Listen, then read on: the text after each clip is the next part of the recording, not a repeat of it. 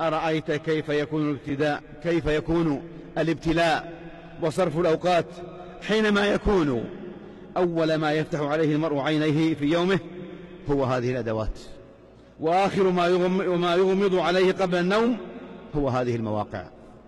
أي ابتلاء أعظم من هذا الابتلاء؟ متابعة في الليل والنهار والنور والظلام. أي بلاء وأي فتنة حينما يتعطل جهاز هذا المبتلى فتراه يصاب بالذهول ويشعر بالعزلة والاغتراب والوحدة والضجر.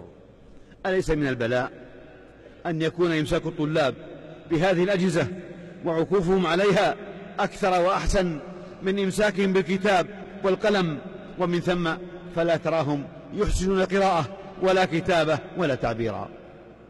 أليس من البلاء أن ترى أبوين أو زوجين أو صديقين في مكان نزهة وابتهاج أو في مجلس أنس وانبساط، لكنهما متقابلان وكأنهما صنمان أو جسمان محنطان، الرؤوس منكسة والأبصار شاخصة نحو شاشات الهواتف والأجهزة، وكأنهم ذو قلوب لا يفقهون بها، وأعين لا يبصرون بها، وآذان لا يسمعون بها.